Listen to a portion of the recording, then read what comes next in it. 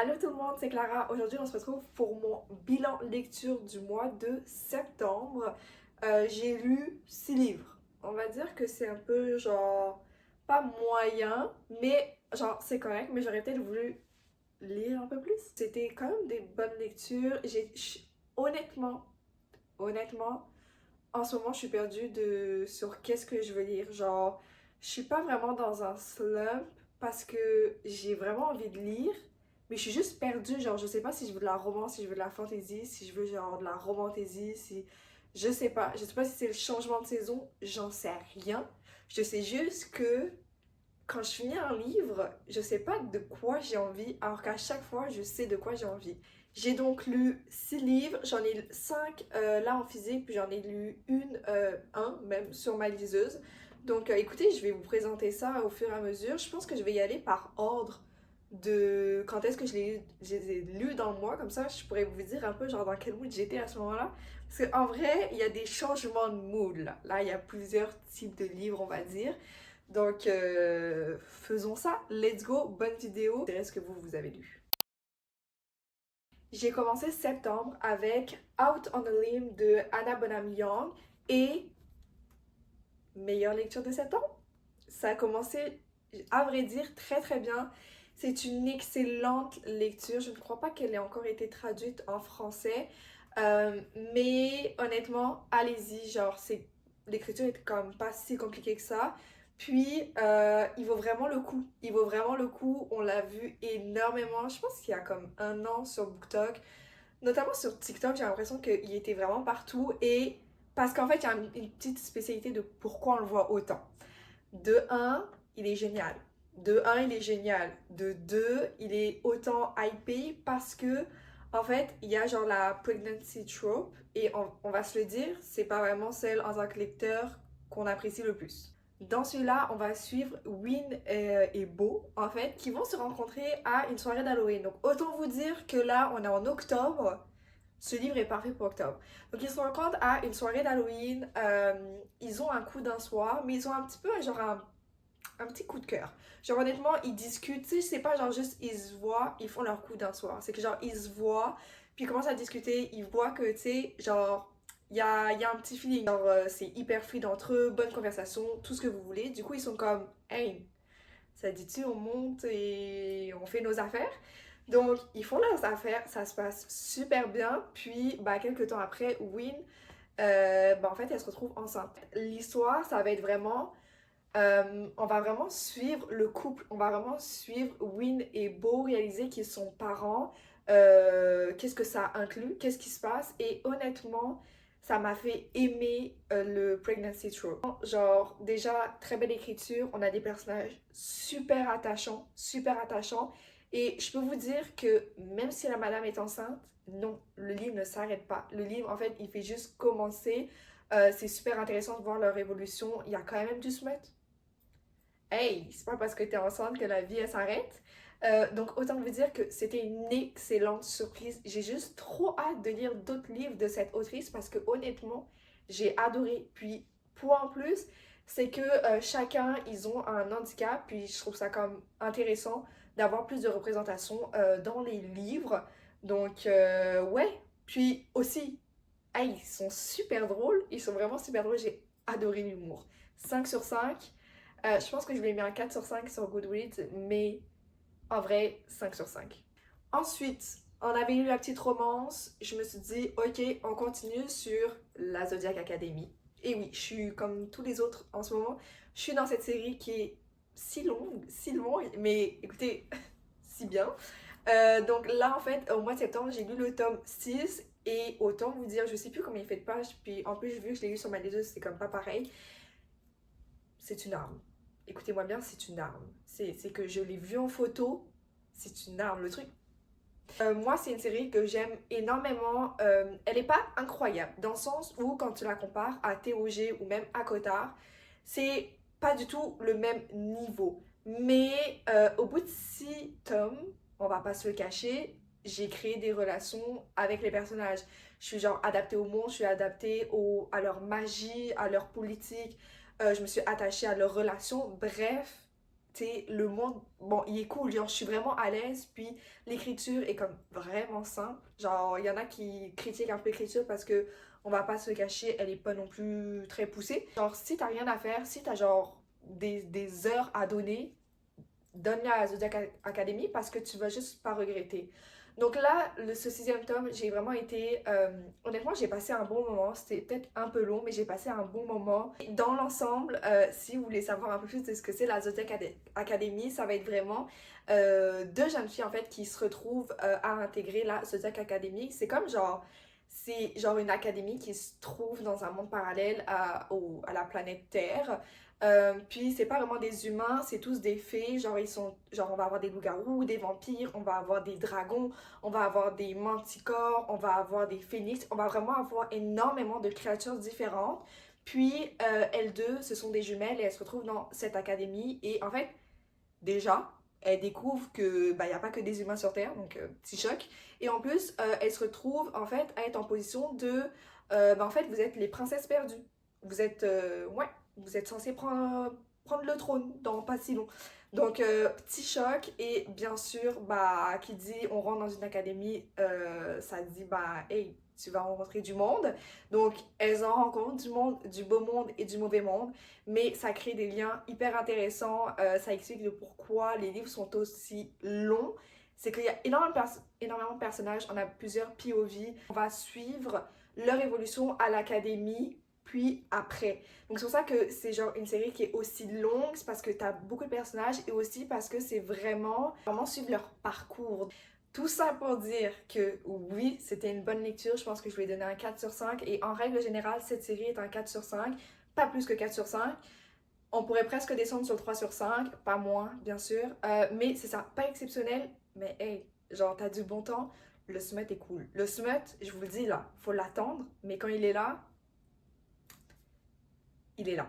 Donc, ouais, vraiment, fun lecture. Moi, je vous recommande de fou, fou, fou. Surtout si vous avez rien à faire. Si vous avez des trucs à faire, passez votre chemin. Revenez-y plus tard. Parce que, ouais, ouais, ça va vous accompagner pendant un petit bout. Puis là, même moi, j'en ai pas encore fini. Souvent, quand je finis une fantasy, j'aime ça enchaîner avec une petite romance pour comme genre casser le truc, casser toute la politique que j'ai eue dans la face. Du coup, bah écoutez, là j'en avais plusieurs à ma disposition, mais j'avais une fille à côté de moi en classe qui n'arrêtait pas de me parler de bah, Daydream de Hannah Grace. Et j'étais genre, ah, ça fait 3 semaines que tu me le pitches. Bon, peut-être que je vais céder. Donc je suis allée l'acheter. Autant vous dire que c'est genre le troisième tome, c'est la série avec genre Icebreaker. J'ai même pas lu Icebreaker, puis j'ai pas lu, je sais plus si c'est genre Maple Hills ou un truc comme ça, ou la série s'appelle Maple Hills, je sais pas. J'ai pas lu le tome 1 et le tome 2 de cette série, j'étais juste intéressée par le tome 3. C'était peut-être pas le truc le plus intelligent parce que évidemment il y avait plein de personnages que je ne connaissais pas, c'était un monde que je ne connaissais pas vraiment. Après on s'entend, c'est une romance, donc c'est pas comme s'il y avait genre tout un système politique et comme magie à apprendre. Mais c'est vrai que je pense que sur certaines références, certaines blagues, j'ai j'étais un petit peu perdue. Celui-là, je vais pas vous le cacher, grosse déception. Grosse déception du fait de la hype qu'il y a autour en ce moment. Vraiment, il est énormément mis en avant et je dis pas qu'il est mauvais. Loin de là, je dis pas qu'il est mauvais, c'est un très bon livre.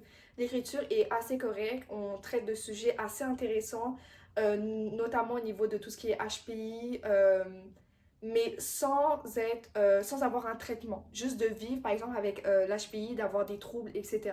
Donc ça, je trouve ça super intéressant. Ça nous donne des personnages qui sont un peu plus complexes, un peu plus intéressants à suivre, à voir évoluer en fait dans leur vie au quotidien avec leurs obstacles. Donc à ce niveau-là, super intéressant. J'ai juste été un petit peu déçue par les longueurs qu'il y avait. Je sais pas, il y a combien de pages? C'est ça, il y a plus de 400 pages. Plus de 400 pages, moi, pour une romance, ça commence à être long. Il y en a qui savent le faire, notamment Abby Jiménez est super bonne. Mais c'est vrai que là, Hannah Grace, peut-être que elle aurait pu couper 100 pages. Dans le fond, leur relation se passe quand même assez bien. On est sur du Friends to Lovers. Et moi, ça, j'adore. En fait, ils se connaissent pas, ils deviennent amis. Puis ensuite, à force de traîner ensemble, ben, ils voient qu'en fait, ils sont juste... Tu sais, ils sont super à l'aise ensemble. Genre, le feeling passe bien. C'est ça, il n'y a pas de jugement entre eux. Donc, tu sais, c'est comme un super environnement, donc ils se rendent compte que c'est possible qu'il y ait plus. Donc ça, moi, j'ai beaucoup aimé parce que j'adore ça, la Enemies to Lovers, mais la Friends to Lovers, des fois, pépite. En fait, c'est un peu ça qui me plaisait dans ce livre, puis j'ai pas été déçue à ce niveau-là, mais c'est vrai que il y avait des longueurs, et pour vous dire, il n'y a pas genre de troisième acte dans le livre, dans le sens où vous savez, il y a toujours un truc qui se passe, un truc de dingue qui se passe à la fin, et waouh, et ça remet en question toute leur relation. Il y a une sorte de troisième acte, mais c'est comme pas par rapport à eux. Du coup, c'est pas que ça rend le livre moins intéressant, mais ça fait que la fin, tu sais, la fin les concerne pas dans un sens. Du coup, en tant que lecteur, ou toi, t'es là pour leur histoire, t'es comme un petit peu désintéressé. Ça étant dit, c'était bien. Ok, je veux pas cracher dessus, c'était bien, je passais un bon moment, mais tu vois, je pense que c'est juste un 3 sur 5. Un 3,5 sur 5. Je suis quand même intéressée de voir ce que cette autrice va, tu sais, genre publier dans les années à venir. Mais autant vous dire que ça m'a pas vraiment donné envie de lire le tome 1 et le tome 2. C'était juste un genre fun time, mais sans plus. Donc voilà. Si vous avez lu les 2 premiers tomes, allez-y, je vous le conseille. Puis vous êtes déjà familier avec le monde. Mais si vous êtes juste intéressé par celui-là, vous pouvez passer votre chemin. Mais si vous voulez juste genre tu sais, quelque chose de où tu dois pas trop réfléchir, puis genre c'est vraiment cute, vas-y. Ok, c'est là où mon mood de lecture s'est un peu corsé. Parce que donc j'avais juste fini Daydream. Normalement, tu repasses à une fantasy, une romantasy, quelque chose d'un peu plus lourd. Vous voyez, j'évite d'enchaîner trop de romances, surtout si c'est des romances contemporaines. Mais en fait, je me suis fait offrir un livre. Vous voyez le sentiment de quand tu te fais offrir un livre, tu te sens un peu obligé de le lire. Il n'était pas sur ta wishlist. Il n'était pas sur ta wishlist, mais on te l'offre parce que les gens sont gentils. On te l'offre, du coup, tu te dis, ah, elle va sûrement me poser des questions de, ah, est-ce que tu l'as lu, Clara, le livre? Toi, t'es comme, ah non, je l'ai pas lu encore. Bon, ça fait 3 semaines que le livre, il a été offert. Donc, je voulais pas me retrouver dans cette situation-là. Donc, en fait, j'ai fini Daydream et j'ai enchaîné par The Lucky List. Alors, c'est pas ce que je lis d'habitude, mais je n'ai pas été déçue. C'est une romance young adulte, et moi, je suis plus dans le new adulte. Donc déjà, là, on partait sur un truc où ça cochait pas vraiment mes critères en termes de moi, ce que j'ai l'habitude de lire, ce que j'aime lire. Euh, mais bon, bah, je me suis un peu sentie obligée de le lire, et c'était une bonne surprise. C'était une bonne surprise parce que vu que je savais qu'il y avait des chances que j'allais pas apprécier le livre à sa juste valeur, mes expectations étaient genre juste bah, plus basses. Parce que j'avais genre juste pas vraiment d'expectations. J'étais comme, je vais juste le lire, puis on passe à autre chose. Puis j'avais de la chance, hein, parce que c'est moins de 300 pages, donc c'est quand même rapide. Puis on s'entend là, c'est quand même écrit, c'est comme vraiment espacé. Ça se lit super rapidement. On va suivre Emily qui en fait vit un peu genre dans la campagne. Elle vit dans la campagne, tout le monde se connaît dans le village, tout le monde va à la même école, tout le monde trouve un travail dans le village, bref, tout le monde fait sa vie dans le village. Emily, la particularité de sa vie, c'est qu'elle a perdu sa maman il y a 3 ans. Et ça fait 3 ans que c'est comme si sa vie s'était arrêtée, elle s'est perdue dans euh, dans sa tristesse, et elle n'est plus vraiment qui elle était. C'était une personne super vivante, qui faisait plein de blagues, qui avait plein d'amis, super enjouée, puis c'est plus du tout le cas. Et en fait, elle se retrouve un été à retrouver, en faisant les cartons, en vidant en fait les affaires de sa maman pour déménager, elle retrouve une liste. Elle retrouve une liste que sa maman elle avait écrite quand elle avait l'âge d'Emily, donc il y a comme 20 ans. Et c'est un peu genre une bucket list de qu'est-ce qu'elle voudrait accomplir cet été-là. Emily, elle se dit, cette liste-là, elle va me permettre de me retrouver personnellement en tant que personne, et elle va aussi me permettre de me rapprocher de ma maman le temps d'un été, de comprendre qu'est-ce que peut-être se mettre dans une position, dans la même position que sa maman s'est mise à son âge. Donc c'est ça, créer un nouveau lien, essayer de comprendre sa mère à son âge. Mais en fait, la particularité de la chose, c'est que en découvrant cette liste, elle n'est pas toute seule, elle est accompagnée d'une autre jeune fille. Cette jeune fille, c'est Blake, et en fait, elle, c'est un peu la nouvelle du village. Donc elle connaît personne, elle connaît juste Emily de loin, qu'elle avait vue 1 ou 2 fois quand elles étaient plus jeunes. Donc c'est un peu son seul point de repère. Donc elles passent toutes les deux pas mal de temps ensemble. Emily découvre la liste avec Blake, et Blake est genre, ben là, c'est ton moment, girl, genre vas-y, genre renouer les liens avec ta maman. Puis Emily est genre, ah, bonne idée. Donc, c'est ça qu'elles entreprennent un petit peu tous les deux. Elles vont apprendre à se connaître, Emily de son côté, et même en fait, avec l'aide de Blake, elles vont cocher une par une toutes les cases de la bucket list. Ça va permettre à Emily d'évoluer en tant que personne. Elle va peut-être se retrouver, on sait pas. Mais aussi, ça fait évoluer leur relation avec Blake, et bah, peut-être que c'est pas juste de l'amitié qu'on a entre les deux. C'était super cute. Pour un young adulte, je trouve qu'il traitait vraiment bien de forts sujets, notamment tout ce qui est la sexualité, parce que Emily, dans sa tête, elle a toujours été hétéro. Au niveau du deuil avec la maman d'Emily, puis aussi ça a touché un petit peu sur la maladie, parce qu'en fait la maman d'Emily, elle avait un cancer. Donc je trouvais qu'il y avait comme plein d'éléments super intéressants qui ont été quand même assez bien faits pour un livre qui est, on va se le dire, court, pour un young adulte. Bref, en prenant tout ça en compte, je trouvais que honnêtement, c'était un beau livre, bien écrit, c'était facile à lire malgré les sujets qui étaient traités. C'était juste une très belle surprise, je vais pas vous le cacher, je lui ai mis un 4 sur 5. Et si je l'avais lu il y a 5 ans, je pense que je l'aurais encore plus apprécié. Euh, donc bref, oui, je me suis fait offert, oui, c'est pas ce que j'aurais lu de mon plein gré, mais honnêtement, très belle surprise. Autant vous dire que j'ai fini The Lucky List, et là, j'ai regardé ma TBR et j'étais genre, je sais pas quoi je veux. Genre, pourtant, j'ai un peu de roman, j'ai un peu de fantasy, genre, j'ai comme plusieurs styles sur ma TBR, ok? Donc, j'ai un petit peu le choix, mais je savais pas. Je savais pas. Du coup, j'ai texté mon ami, j'étais genre, hey, ça te dit-tu, on va au Renaud-Bré, toutes les deux? Du coup, on est allé au Renaud-Bré. Je me suis acheté 3 livres. Je vais vous présenter 2 de ces 3 que j'ai pu lire du coup en septembre, puis je vous présenterai le troisième en octobre. Et donc, le premier de ces 3 livres que j'ai lu, non, j'assume. C'est Ice Planet Barbarians de Ruby Dixon. Et je sais pas quoi vous dire. Je suis sûre que vous avez vu passer ce livre. Ouais, ben j'assume, 100% j'assume. Je savais pas quoi lire. Et honnêtement, je vais pas vous cacher, mais moi, quand je sais pas quoi lire, mais quand je sais pas quoi lire, il me faut du smut et quelque chose de court en termes de livres. Bah voilà, je sais pas quoi vous dire là. C'est une madame qui se retrouve kidnappée par des aliens. Elle va rencontrer un bonhomme bleu. Pas juste un bonhomme, un alien bleu. Et je sais pas quoi vous dire. Honnêtement, je sais pas quoi vous dire. Et les gens, ils sont comme, ah, c'est addictif et tout. Non, non, j'ai pas tellement accroché. J'ai pas tellement accroché. Quand j'y repense, pour moi, c'est un 2,5 sur 5. Genre, je pense sur le coup de oui, je lui ai mis 3, j'ai été gentille. Euh, ouais, non, juste une madame qui se retrouve sur une planète avec des aliens. Bon, j'avoue que j'ai lu mon smut, mais j'étais toujours pas plus aiguillée sur ben, qu'est-ce que Clara t'as envie de lire après.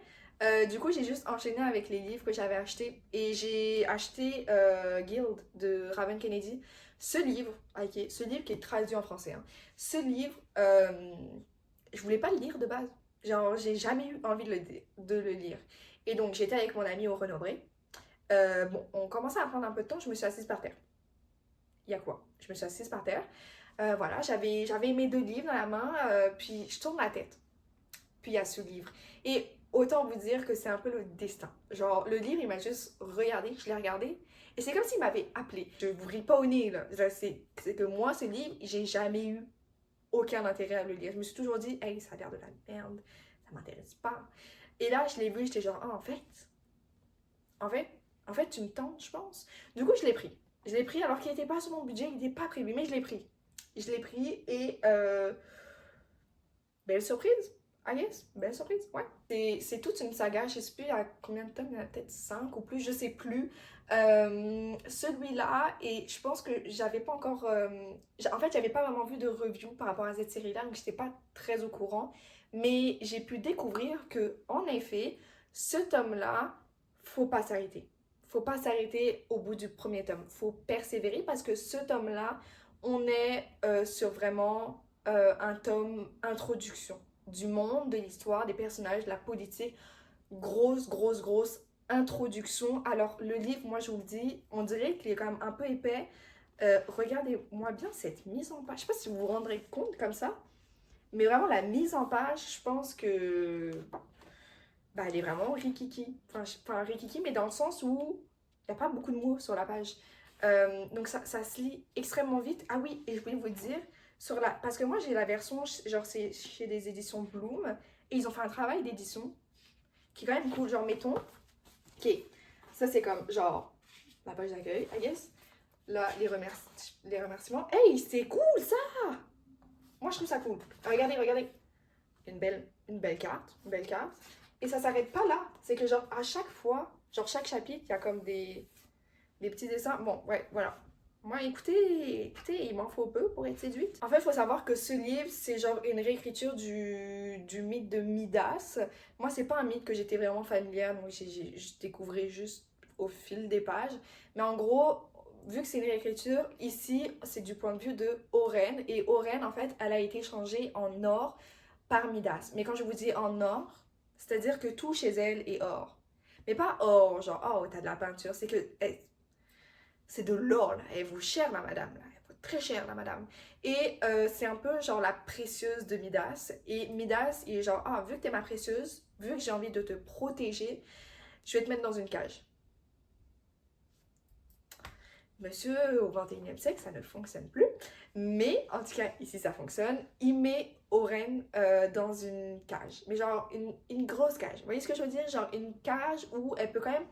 Tu sais, elle peut quand même se déplacer dans le château où Midas y vit, mais elle peut pas avoir de contact avec personne sauf lui. Genre, elle doit se couper les cheveux toute seule, par exemple. Disons elle est prisonnière, mais dans sa tête, et est-ce qu'on peut le dire, il y a un petit peu un syndrome de Stockholm parce elle est in love. Elle est in love de Midas, ok? Genre, quand je vous dis qu'elle est in love, c'est que... hey, c'est de l'obsession, là. C'est de l'obsession. J'étais un peu gênée. J'étais genre, je comprends pas ce que tu trouves à ce Midas-là. Non, pas du tout attirant. Bref, en fait, je vais juste vous dire ça, puis je vais vous laisser découvrir ce qui se passe après. Je vous préviens, tome d'introduction, puis il se passe pas grand-chose avant peut-être les 150 dernières pages. Je vous préviens, voilà. Mais c'est quand même court, hein, dans le sens où ça fait moins de 400 pages. Moins de 400 pages pour une fantasy qui est quand même, tu sais, écrite avec une mise en page assez simple, assez rapide à lire. Donc c'est quand même cool. Il n'y avait pas vraiment de romance dans celui-là. Vous attendez pas à avoir de la romance. Et oh, c'est ça que je voulais vous dire. Hey, le vocabulaire, il est cru. Il est super cru. Genre, c'est super gore. Que ça soit en termes de smut, mais c'est pas du smut lié à Oren. C'est juste, elle est comme... Elle voit du smut. Si on peut dire ça comme ça. Elle voit d'autres personnes faire leurs affaires. Voilà. Et il y a des scènes de gore, il y a des scènes où il y a des assassinats et tout. Et j'avoue que, tu sais, j'avais pas tellement envie d'être là. Ça me donnait pas tellement envie d'être dans leur monde. Donc, ouais, c'est ça la particularité où j'étais un peu choquée, c'est que le vocabulaire est super cru. La plume en tant que telle est correcte. Mais c'est vrai qu'il y a certains passages, j'étais genre, hey, on va respirer, hein? On inspire, on expire, parce que là, wow, c'est beaucoup d'infos, c'est beaucoup de détails qui n'étaient pas forcément nécessaires. Voilà. Bref, honnêtement, c'était quand même une surprise, belle ou mauvaise, je sais pas. C'était une surprise.